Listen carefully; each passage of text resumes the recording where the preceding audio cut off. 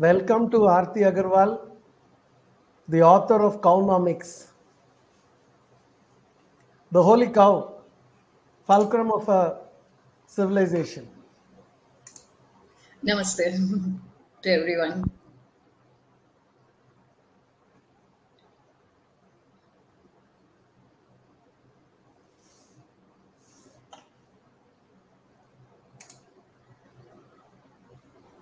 It's indeed my pleasure to review this book for you and also interact with Aarti Agarwal today. This book is very interesting, though a very small book. It contains bibliographical references for about 20 pages. The references are from around the world and it has stunned me. All these days, we are so used to talking about the cow as the holy cow, as the holy mother, as though it is important in our spiritual life, religious life, cultural life, or philosophical life. But if you read this book by Aarti, you will understand that the cow is so important in our culture only because of its real utility. And the real utility has made it extremely sacred for us. I'm very happy to take a look at this book. It was very revealing. All that we know of the cow is the cow gives us milk. It is kind of impregnated with semen in the center. And then it has calves. Give a little bit of milk to the calf and balance, take it and consume or sell. Otherwise, the male calf has no use. Once it is 3 or 4 months old, simple, sell it off. What do you do with the cow's urine and dung? Find novel ways to dispose it. Nothing else. And every Friday, if somebody is interested, let them do puja to the cow. And once the cow is like kind of has become old, cannot become pregnant again, sell it off. Somebody slaughters it, butchers it, it goes to an abattoir, somebody kills it, I don't care. The only source of income for me was the milk which came out of the cow, and that's it. Once it stops coming to me, it is of no use and no interest for me. And I really do not know where this cow comes from. The Jersey cow. Oh yes, the Jersey cow is like yielding a lot of milk, so I'll have 10 of them. The Holstein Friesian. Oh, it may give you more milk than Jersey. Have that. And absolutely no care as to what is going in and what is coming out. What kind of feed do you give? Buy something which comes out of the mechanical process. Does not matter if it is contaminated or poisoned. Give it, fatten the cow, make it yield more milk. And the skin of the cow, once it goes out, it goes to the leather factory, the leather tannery. It dirties up the entire atmosphere. I don't care. So long as I get nice handbags, jackets, shoes, and whatnot. That's it. That's the way that life has been in the last 200 years. And when we want to talk about protecting the cow, oh man, this man is crazy. This lady is crazy. They are, fundamentalists. They are orthodox. They are Hindu terrorists. They are not interested in keeping the society inclusive. So what if I eat beef? Why should they bother? So what if I slaughter the cow? What is their problem?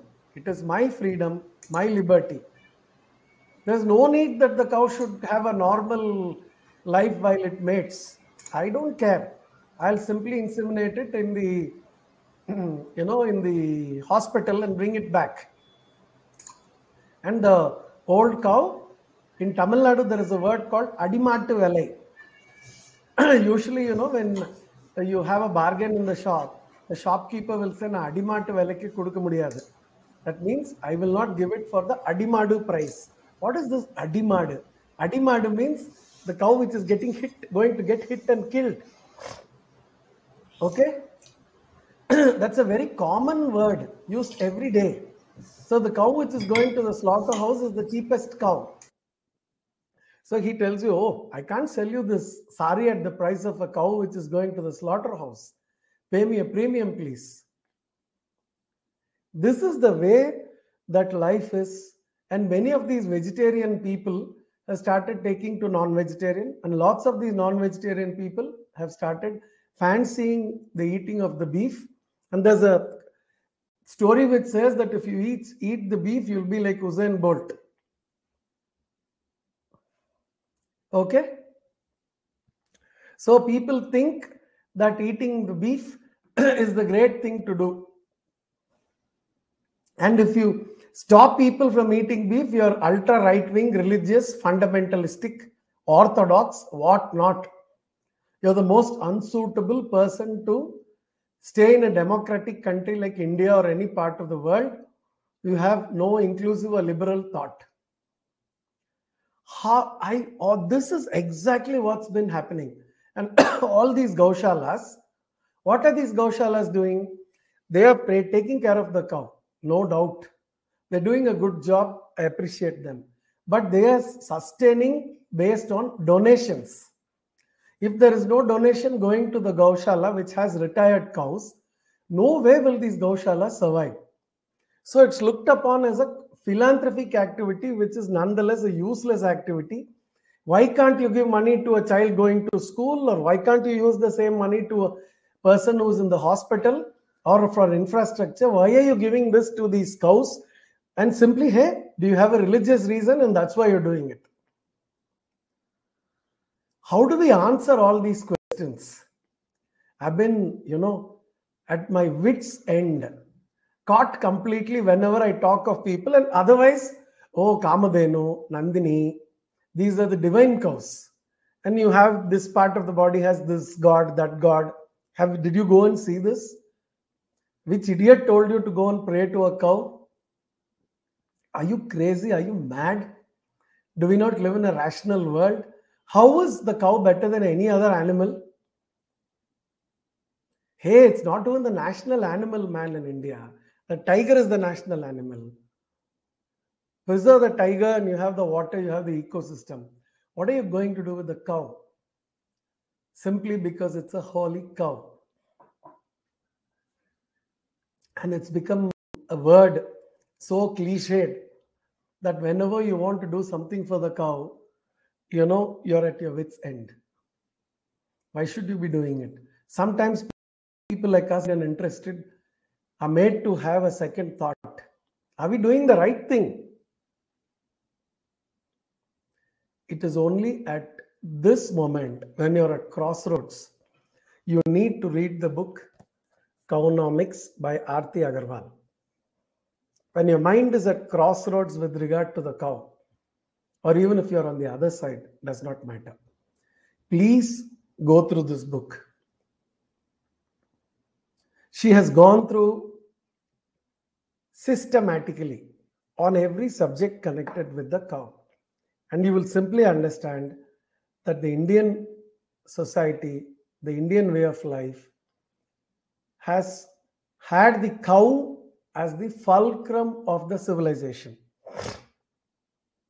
That is why you have the bull and the cow on the Indus or the Saraswati seal. If it was not important, why did they not have other things? And that is why the so-called invaders, the Aryans, were known as pastoral people. And these pastoral people came into India to get rid of the city life people who had a cow or a bull on the seal, the Bos Indicus. It's anachronistic and opposing each other. Out of place when we have to think like that. So Aarti Agarwal has given the readers an opportunity to enrich themselves with knowledge connected with the cow and its utility and the manner in which it has been serving the society for million years, perhaps, and how it will continue to serve the society provided we let it serve for another million. Otherwise, if we finish the cow, we are also gone. Just as how if there is no tiger, we are gone. The rivers are gone. Similarly, if there is no cow, India is not there. Very simple. And I was going through this book. It is dedicated to her ginger cat Cookie. Very interesting.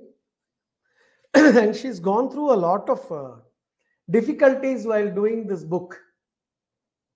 Starting from getting materials required for doing the analysis to the books. There have been people who have helped her with the fundraiser programs also, and also resource raiser programs. It's not only money. People have to empathize with you, have to support you with information and encourage you to do this. I can imagine in a country like India where the cow was revered 100 years ago, and if you revere the cow today, you will be pelted with stones, just as how the army men are being pelted in Kashmir. Aarti has faced this challenge and has done a very decent job, I must say. It's not easy. If I were to take care of a couple of cows, if I call myself as a Gaurakshak, and if I say Jai Shri Ram or Har Har Mahadev, I will be called a person who is nonsensical and militant.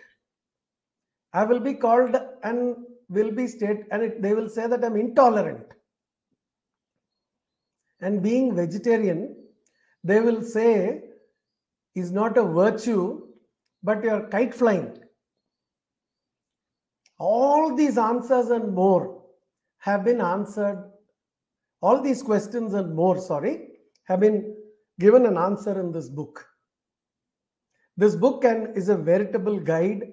It will open your eye towards study, research, and you will start looking at the cow with a different eye. It will help you to look at the cow in a very positive manner, in a different perspective. You will no longer look at the cow as just a milk-giving machine. You will start looking at the cow as a being who's your companion, who's your mate.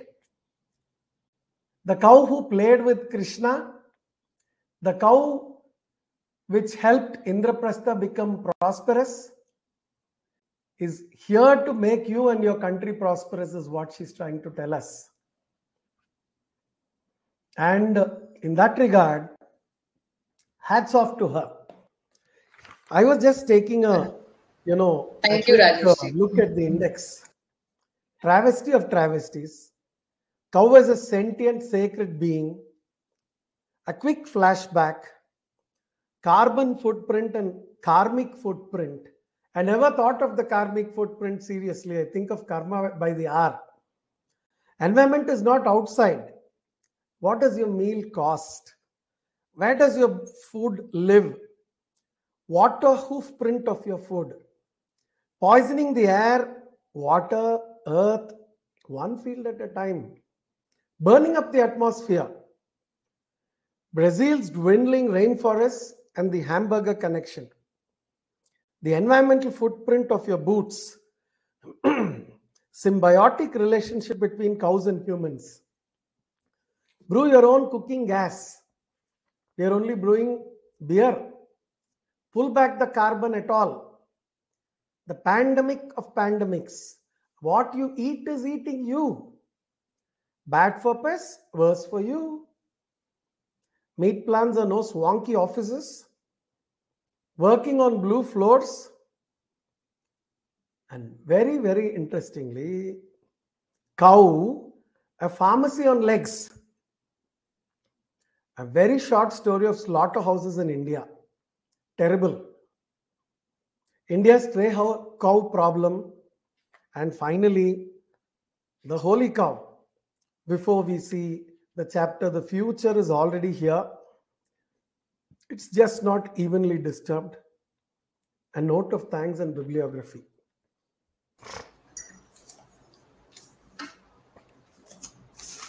She has gone into the Upanishads, the Vedas, the Mahabharata, history. She has gone into agriculture.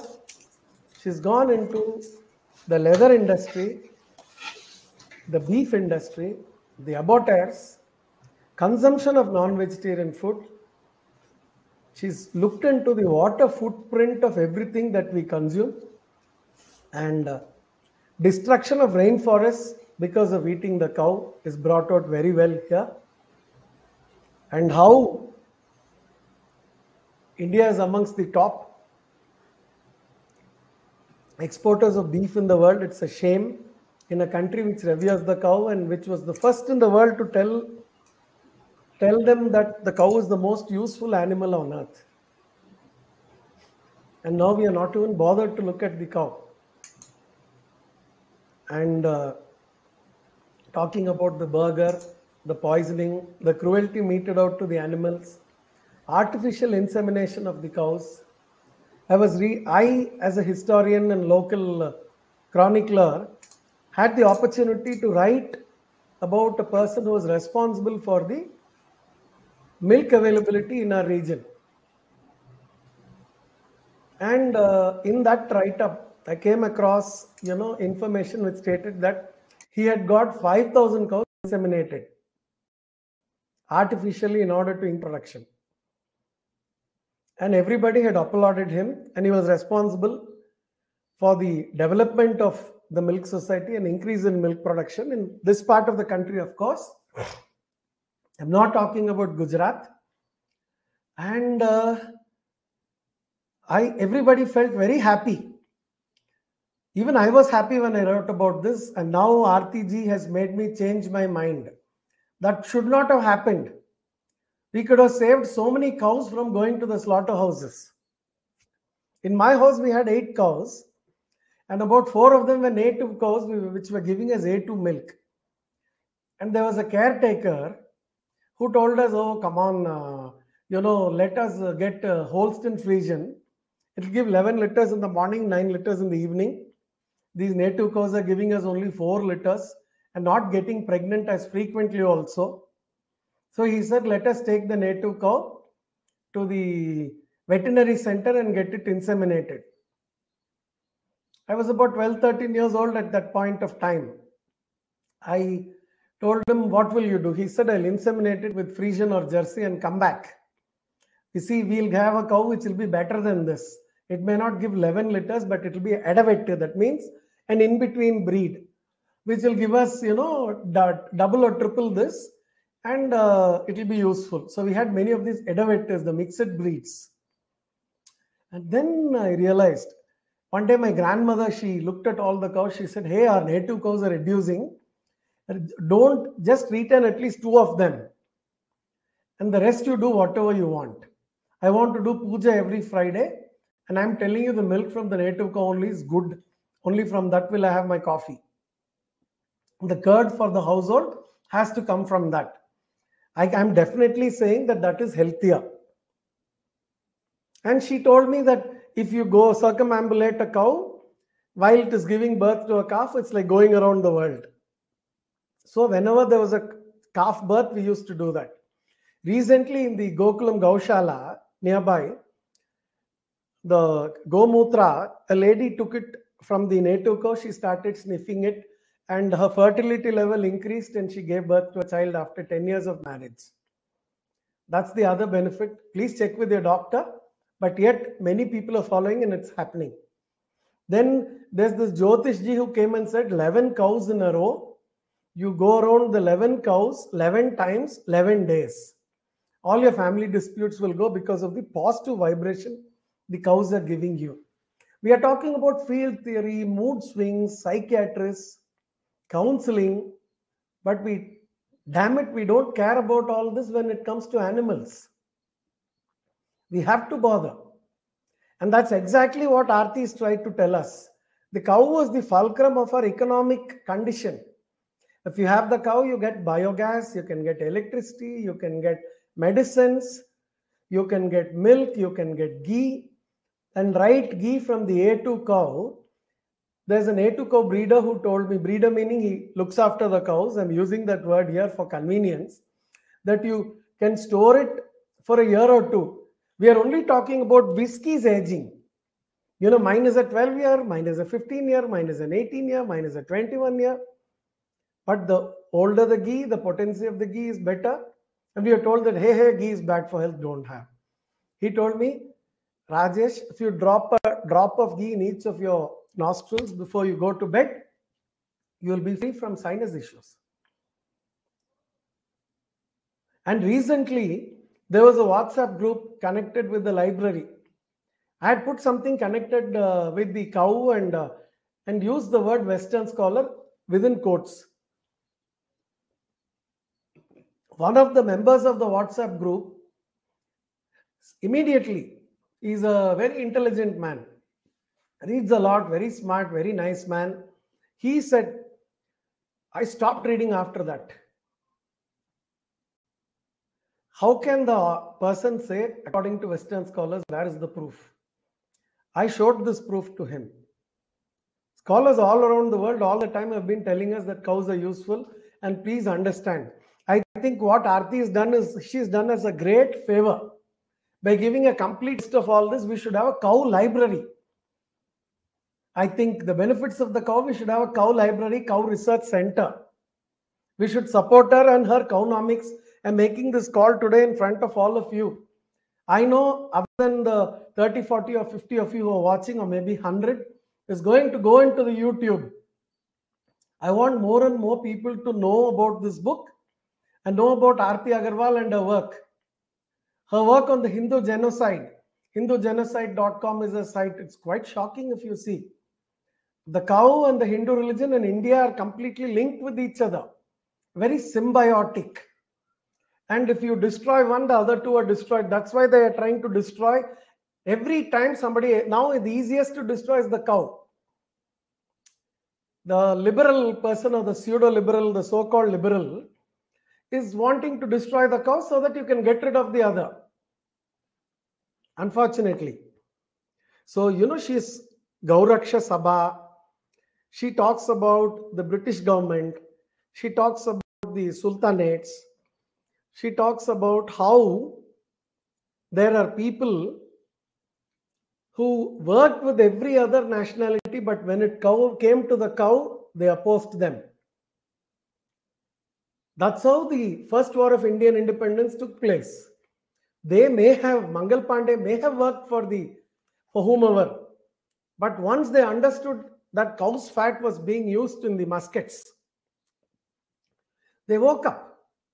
So these guys, they understood, oh, hey man, this cow is the fulcrum of, you know, independence and the fulcrum of the ethos of India. Destroy the cow, you can destroy them. And perhaps it started all there. All the native rulers have sent circulars those days. You know that cow should not be killed. Many of the native rulers, when they signed the subsidiary alliance with the Europeans, they had a clause in which cows should not be killed in our kingdom. So that they were wise enough to understand that the cow was more important than anything else. Economic freedom precedes freedom. So the cow had given us the economic freedom. And the cow in the society completely, all the Arya Vaidya pharmacy places, there is Grita. What is all this? Ghee from the Indian cow. And Ayurveda needs a lot of clinical research, and Aarti has rightfully said that this clinical research has to be supported and it should not be ignored. I am with her because I've interacted with a number of Arya Vaidya pharmacies, like Arya Vaidya Pharmacy Coimbatore Limited, which was founded by Rama Warrior, and Padma Shri Krishna Kumar Warrior ji was the chairman until recently. The family is still very supportive of Ayurvedic research. They're doing A wonderful job from Coimbatore. Som Panchagavya, the natural farmer Subhash Palekar spoke about the benefits of the cow. For the Green NGO Sirutuli, we had a zero budget farming experience where 2,500 farmers came for 4 days. The benefits of the cow he gave, and he said the cow never has to give you any milk at all. You just have the cow and your farm is safe. I have a friend in Uthukuli who has 30 cows in his farm, a Zamindari family. And those cows, I asked, what do you do with the milk? He said, Rajesh, this milk is just a byproduct. I'm more interested in the dung. I'm more interested in the urine of the cow. And my farm is completely natural. My yield is good. And the cows are helping me to survive. Well, if you want milk or ghee, I'm ready to sell. In fact, he's not even overpriced. There are people selling A2 ghee for 3,000 rupees a liter in Coimbatore. This guy is ready to sell it for 1,500 or 1,800. He asked why. He said, job already done, so whatever I get, it's okay. If people cannot understand the benefits of the cow, I'm sorry for them. That's exactly what he said.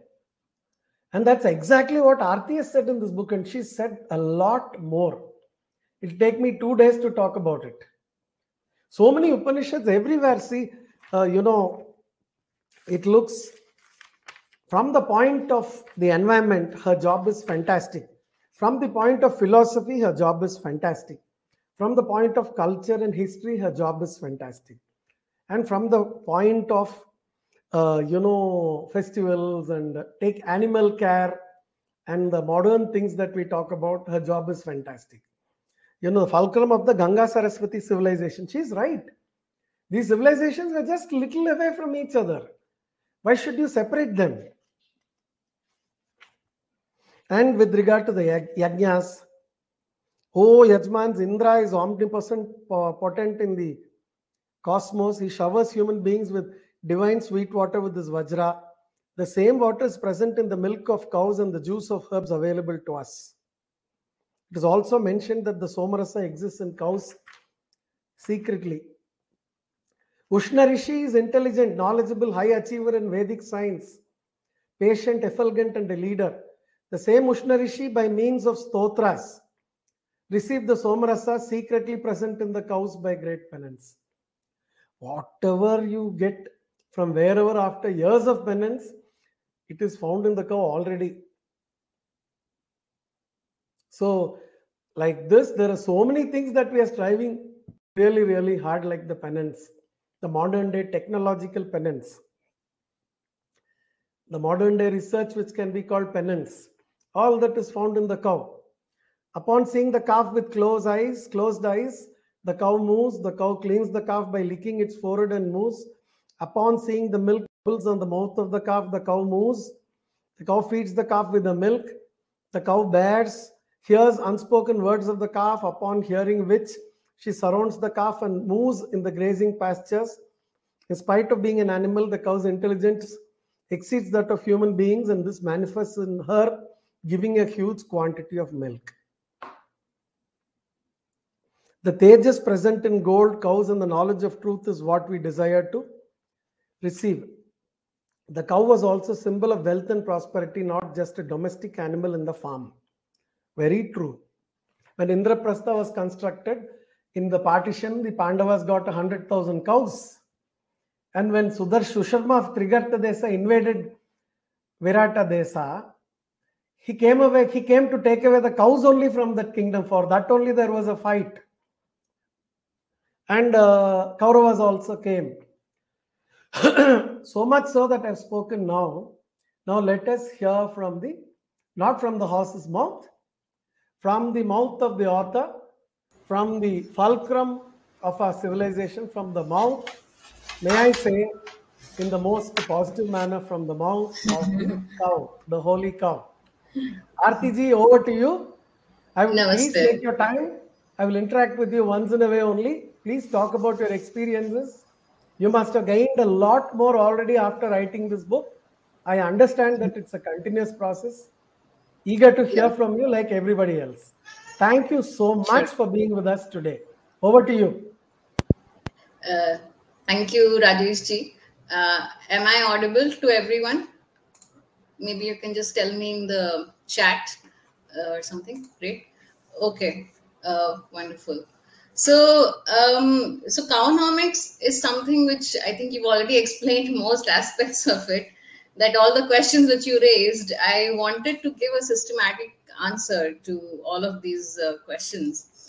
And see, like, there's usually I've seen in the minds of Hindus there is a conflict that, is it something scientific or should we give a religious reason? So of course my biggest objective, if I may call it that, is that there should be a blanket beef ban. I mean, ban on cow slaughter all over the country in India, because we are a Hindu majority country, even if not a Hindu country. So, but there's always like this conflict. We always feel as Hindus that we have to pick one side. Either we worship the cow as sacred, or we can explain the scientific reasoning. But that is where I feel like, I needed to intervene, that it is not either or. It is not that you can either worship it and lobby for the cow as a sacred being, or you can only stick to the scientific argument. It is both.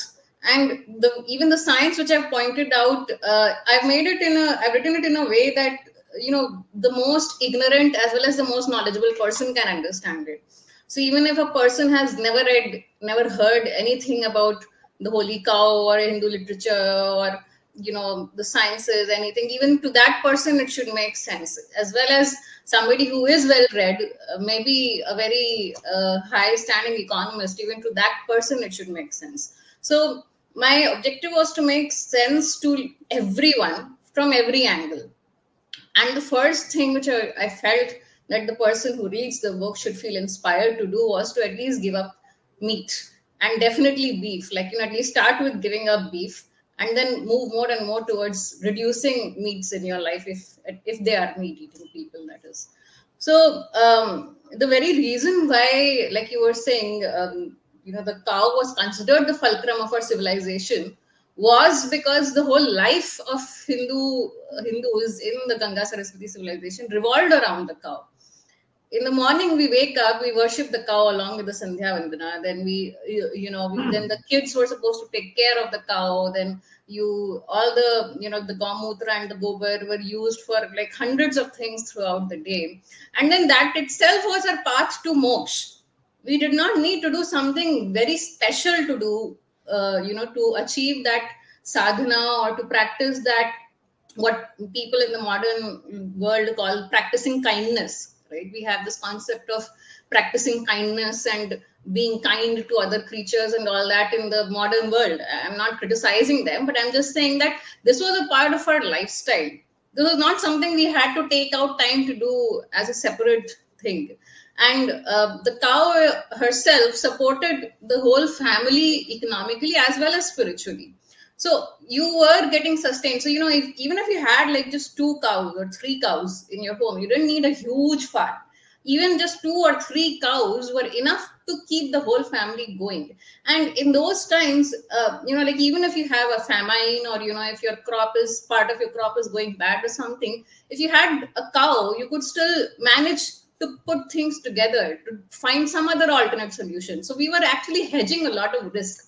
There's a very important concept in economics that, how do the people who, especially in rural backgrounds, how do they hedge the risk with a crop going bad or with something like that? So that having that cow was that kind of a safety mechanism for us, economically as well.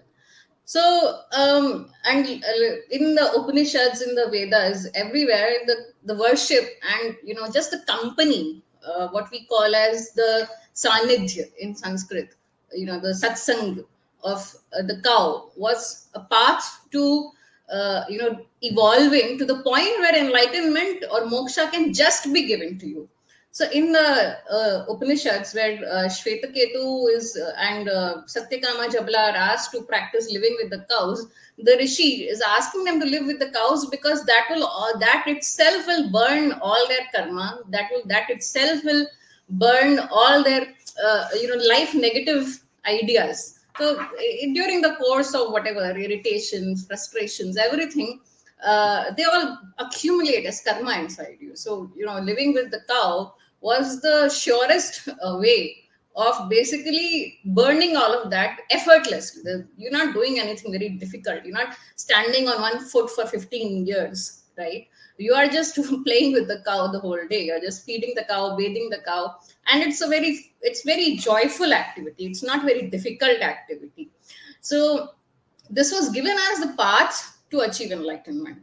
So the moment we start actually abusing that same cow, when we start exploiting that same cow, the karma is also very high. And this is what I have tried to explain in both the spiritual as well as the scientific way in the book. So what I have explained as the karmic footprint is that, how much suffering are you causing to whom? So in the concept of karma as outlined in the Agama, in the Veda, is that, the karma of hurting, even kicking a cow, it's mentioned in the Mahabharata actually. The karma of even kicking a cow is so extreme, it's so huge, that you cannot even get the company of a rishi or a saint or any enlightened being for at least the next 10 or I don't know how many janmas. I think being conservative when I say 10. So that is how huge the karma is, because cow is the simplest and the easiest path to moksha for any human being. And the cow, the whole existence of the cow itself is only for others. So she doesn't really get anything herself. Like her whole existence is just nurturing everyone around her. So it's both scientific as well as spiritual.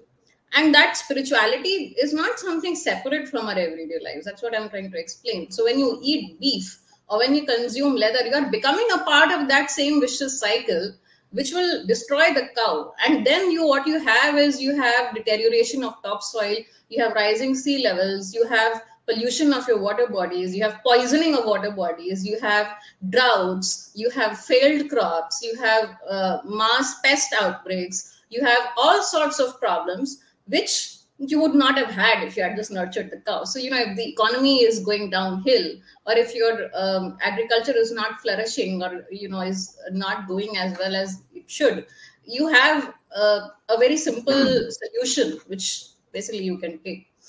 So this karma, that's why I said, even the carbon footprint is too small to capture the impact of what happens when you torture the cow. What you need is the karmic footprint, because people, like you were saying, they're very callous. They don't really realize, how does it matter if I eat one plate of this or one bowl of that? That's the attitude, right? I don't need to care where it is coming from. But you will care the day you get cancer and diabetes and heart condition. That day you will care. And that is the karma. So I'm not praying for somebody to do that, but that is again scientifically proven that, consumption of red meats, especially beef, is extremely bad for health. Extremely bad for health. And this is, the entire scientific community is in agreement on this one point. Be it left wing, right wing, no wing, whatever wing you want to call them. This is not even a political issue. This is simple science, which has been verified, which has been corroborated by many independent groups. So there are several research and scientific groups, doctors, associations and whatnot. All the details are in my book. They have all independently agreed on this one point, that red meats are extremely bad for health. So the karma which you think you can somehow bypass, or you don't think you believe in karma, so you think, somehow if you eat beef, it doesn't matter. It will matter one day. Unfortunately, that day it will be too late to do anything to reverse your previous actions. But it does matter. And that karma is not something you can see with your eyes. So that's why I've said that, when we are eating food or when we are doing these type of things, it's like there is a curtain in front of our plates. We don't see where it is coming from. We don't see what is the impact of what we are doing. But we do need to see. We do need to care about what we are putting on our plate and where is it coming from. What is the impact of that item, basically. So at this point, I think it will be good if, if anybody has any questions on what I've said so far. Or if you have any cross questions on what I have said, because I can keep talking for hours. So, I don't really have. Right. Please talk. You're not audible, Rajesh ji. I think you are muted. Can you hear me? Now I can hear you. Yes. So in the Puranas, they say Dharma was standing on all its four legs during the Krita Yuga, and it stood on three legs in the Treta Yuga, two on the Dwapara Yuga, and one on the Kali Yuga. And Dharma is personified in the form of a cow. On another occasion, when there is too much of rot in the world, Bhumi takes the form of a cow to go to the heavens and seek divine intervention. So the family of cows like Surabhi, Nandini, Kamadhenu, all of them have been very important. And the story of the holy ash, which again, which has medicinal properties. No one talks about the absorbing capacities, how it takes away heavy metals. There's so many uses. Can't any agricultural university or the CSIR or someone in the world of today take up the job of doing a complete research on this? We have a Tamil Nadu Agricultural University in Coimbatore. Maybe we should invite you to come and meet them. Will you come? So yeah, if somebody is interested in doing that kind of research, I'm happy to connect with them. So there is a lot of research needed. The reason why people don't do this research is because there are 2-3 places where cows are usually kept. One is either the government sheds, cow sheds. The second is the private farms. The third is scattered, like, people may have a few cows here or there. There is no proper research institutes which have the actual proper academic backing to do this kind of research. In other countries, this type of research is done by academia. In India, there is no academia which is interested in doing this type of research. So that is the reason why this type of research has suffered till now. And I have spoken to people who have worked on these treatments with the cow urine and gobar and all that, all the cow products, and those treatments work. There is research on it that even terminal cancer patients have been healed just with the cowpathy, the treatment with the cow urine. So it works. I mean, you can see that a stage 4 cancer patient who had no chances of living is basically still alive. So it's a very clear proof, right? So but the problem is that the people who are creating these medicines or these treatments, they are not the ones who are able to do that kind of research which can get published. So just doing the treatment alone is not sufficient to bring validity and legitimacy to the science, the cowpathy science, if you want to call it.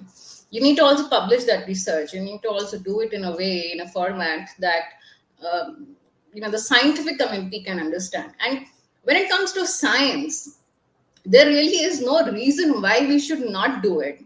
Because if you see the kind of research which goes in scientific communities, like they will research any extract from any plant or any animal for anything. So in science, they should be the last people to object to the use of cow urine or gobar in anything, because they use all sorts of compounds, all sorts of pigments, all sorts of substances from all sorts of places. So as long as the treatment works, as long as the facts are right, as long as the numbers are right, it should really not be anybody's concern, even where that treatment is coming from. It should only be one aspect of the study, that it's coming from the cow. But unfortunately, we have not been able to do that. And I can go into hundreds of reasons for why, but that is just how it is. And if community of researchers and scientists actually do come together and do this research, it will be extremely useful from policy point of view. So, when you go to some policy maker, they're like, how can we implement this? And people will call us religious and bigots and, the usual trope. But that's what I've been trying to say, that, if it's a treatment and if it works, it does not matter, right? It should, if it's working, if people's lives are getting saved, It does not matter that we also worship the cow. It should not be a point of problem, is what I'm trying to say. So, which is why this scientific research is extremely important, because if it does get scientifically validated, then nobody can really say that you are doing this on religious grounds or you're doing it because of that, because we know that we are doing it because it works. The fact that we also worship the cow is because it works, is because we know that it is so powerful, it is so beneficial that we actually worship the cow. So if some university, be it agricultural or food or like I was talking about cowpathy, if they are willing to do this research, I'm happy to help them. I'm happy to give them examples and case studies of similar case studies, similar experiments in the past, which other people may have done in other parts of the world. But if you see the book, very little very few citations in my book are from Indians, and that's not something which is my choice. I just did not find enough research by Indians in India on this particular subject. That's a very sad thing, actually. So most of the research which I found was not by Indians and not in India, and that is not something very nice. But that is the exact problem which also I want to point out and solve, that we need more research on this particular subject, basically. And I actually had the opportunity to talk with one of the he told me this is the only place where there's equality on earth, the Gaushala. Where all sexes, all age groups, people belonging to varying backgrounds come and play with the cow, look after the cow, and are happy. It is completely inclusive. There's no untouchability. There's no gender discrimination or whatnot. It's the only place where everybody is equal and that they're together. It took me a moment to understand.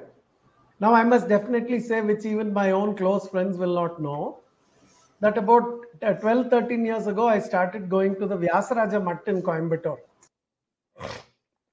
And there were native cows there. And Mr. A.G. Venkatesh used to play with the native cows. And one day when I went there was a native cow who just urinated. And Mr. Venkatesh held the urine in his hand and put it on his face and drank a little bit of it like tirth. I asked him, what are you doing? Will you not clean it? Will you not filter it? He said, nothing's going to happen to me because of that. Well, if it is useful, give me something. Let me go and check it out. So he gave me a bottle of Gaumotra. I took it home. I took it to the kitchen and placed it on the table. Once my mother came to know, she was quite aghast. She said, you pray to the cow and do all that, but, please, you can keep it elsewhere. We can sprinkle it, later clean it, but not on the food table. And then I told her, Amma, I have brought it here not for sprinkling or spraying, but for my own consumption. My mother said, are you serious that you want to consume this? I said, yes. And then my wife, she was also quite surprised. Well, they said, okay, do whatever you want to do. Then I started having a little bit of Gomutra every day. Then one of my relatives, my father's sister, came home and she found this bottle of Gaumotra somewhere inside the kitchen. Being my aunt, my mommy, she wanted to ask my mother, hey, what's happening? What's this happening here? She said, no, we are just keeping it at home. It's good to have Gaumotra. Sprinkle it on every Friday. So I asked Rajesh to bring something and come. So I kept it in this corner. So my mom came and told me, hey, I didn't tell your aunt that you're having Gaumotra. There was kind of a block and a taboo. As I'm talking, even the friends who are watching right now have never told them that I've had Gomutra. And that man spoke about a lot of research, but it has to be Gaumotra from the Indian cow, which is fed with the right kind of food, which was fed that way and brought up. And therefore it was possible to have. So and he was telling me that you could sell it for 50 rupees, 60 rupees, 100 rupees a liter. And so many good things will come out of it. I'm so happy, Aarti ji, that You brought this out, and the cat is out of the bag, in your own words. And we are so happy. And I think let us all use our offices from wherever we are to request the Government of India and the respective state governments to set up a fund for doing research on the cows and the medicinal benefit and the cow economy and the cow-based agrarian society, and also about artificial insemination and not thinking of the cow as a milk-giving mechanism, and to think of it otherwise. Let us understand it from this perspective, and I'm grateful to you for opening my eyes. I'm beholden to you for that, and I'm happy to state that also, and glad that Indica or the Indic Academy is giving opportunities to people like us to share this information and let this tribe grow. And we are here to support you with all your work. Please do get in touch with us. I'm sure all the readers, the audience today would like to do something. We can do clinical trials, take a sample of 100 people, 200 people, make them consume Gaumotra, see how it is reacting with regard to their illness. It need not be cancer, it can even be just indigestion. It need not be something major, but the drops of ghee into your nose clearing the sinus. People use Anutailam according to Ayurveda, and that has very good effects. And from my CT scans, I've seen the difference, how the sinus problem gets down. I'm sure this must also be having very good efforts. And I think it's a conspiracy when they say the ghee is going to kill you. People were wrong. And the therapeutic value of the ghee is here for good. And thank you very much. Before we conclude, I wish to hand it over to you so that you can speak for a few more minutes before we conclude. I heartily congratulate you, and I hope that at least 100,000 more people read this book. Thank you, Rajesh ji.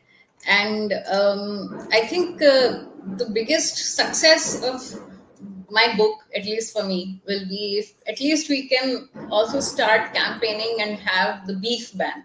So one of my biggest goals is, like, other things, research, this, that, all that is great. I mean, I myself said that we need to do that. But first we need to stop killing the cows. That is the most basic, most fundamental, most achievable thing which we can do. I mean, even if you think of it from the point of view of meat, I mean, there are so many meats you can consume. There are even plant-based meats you can consume if you want to move away from meat. But you don't have to have beef, right? So if we can at least, have a countrywide beef ban in this country, because with every passing decade, it is only going to become more and more difficult to implement this beef ban the way we are going, because the way it is outlined in the Constitution, it should already have happened 50 years ago. We still don't have a beef ban, and that is a cause of concern. So my first call of action would be to first ask for a beef ban from your state government or the central government. If it's not in your state, then definitely in your own state. But my overall goal is to have the beef ban all over the country, and not just in India, in many other countries, but at least we can start with India. And there are many smaller enterprises which have achieved to some extent what I have outlined in the book. And I'm already working on some of that research, not the scientific part, but other research where, I can put together the exact content, the exact methodology of different aspects of bringing together this cownomics model, basically. And you can also check the website. It's called cownomics.com. And on that website, I'll be updating a lot more in terms of, the ongoing research on this, because it's a very happening field outside India. So there is a lot of research which is coming out every few weeks, actually. So I will be updating all of that on the website. So please subscribe. There's an option to subscribe to my website to get updates from me. You can do that. And you can also support my work on my website. That is also possible. Of course, you can read the book. It's available in Kindle as well as in paperback formats on Amazon and Flipkart and everywhere. So please do read this. And if you have any question, you can, of course, reach out to me on Twitter or on email, and I'll be happy to address you if there is something. And if you want me to go and give a talk on this subject at some university or some academic setting, to inspire people to do research in this field, then I'm happy to do that as well. So thank you so much. A very engaged audience, and namaste. 1 minute, 1 minute. I wish to add a point here. Yeah. I support your beef ban. People are talking about the right to kill. What kind of a right is that? The right to kill as against the right to save. And the right to kill in the weighing scale is weighing heavier than the right to save. And one side, the right to kill is done in the name of religion, in the name of liberty. But the right to save is not looked upon very kindly.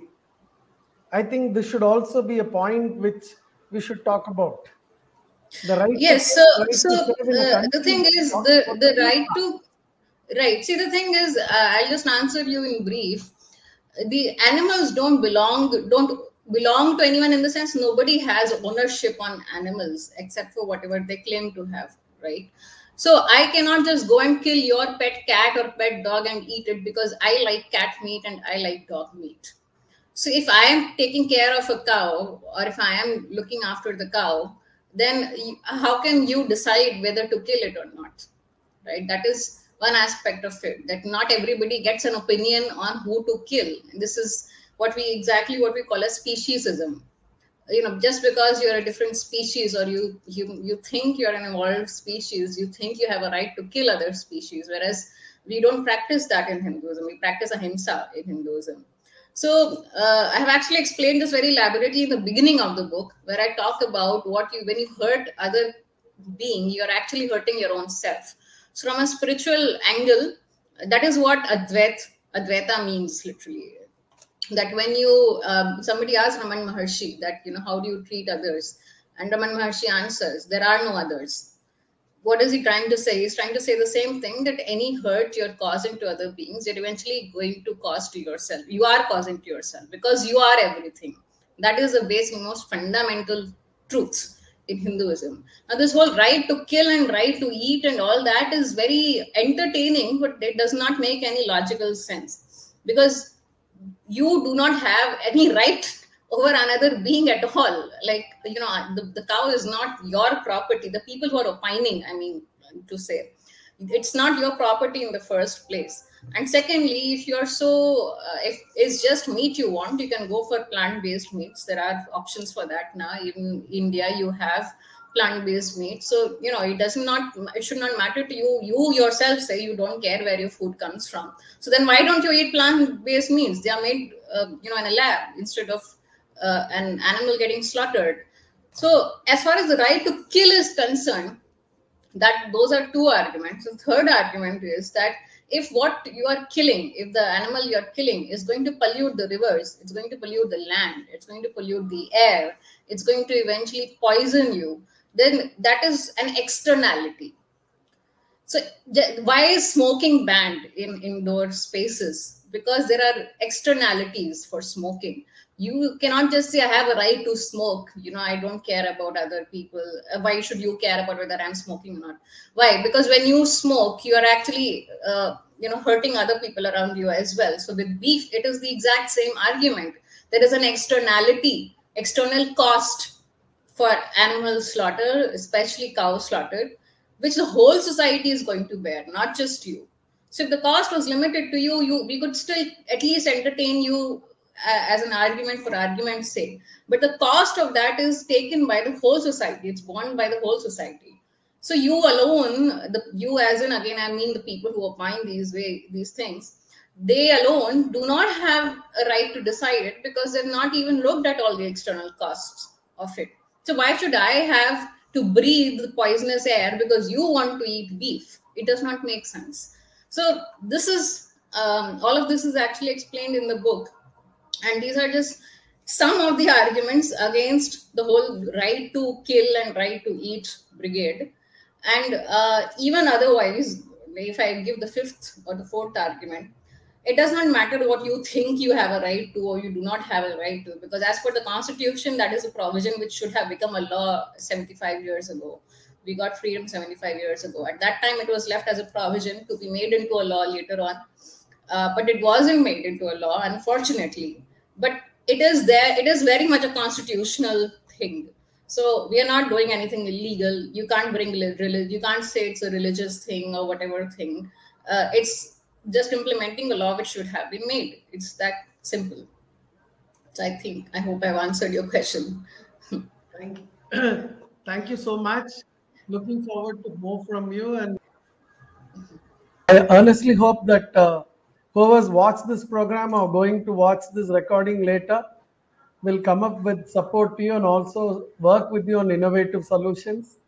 It was great to talk about cownomics on a day, Vijayadashmi, whenever there's an economic meaning to Vijayadashmi, when we try to reinvent something which is profitable, which is good, on such a day that we have understood the benefit of the Indian cow, the holy cow, and the Indian civilization, about Ganga Saraswati, about cleanliness, hygiene, waters, and compassion to the cow.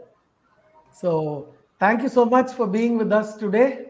And we look forward to interacting with you a lot more. And wish you all the very best in their endeavors from the Veranda Club and from the bottom of my heart. We'll meet once again. Thank you. Vande Mataram. Namaste. Thank you. Namaste. Is it off? Okay. All right. Okay, I'll log off then. And thank you for hosting me. Let me know when the video is uploaded. I will share it as well. Okay. Namaste.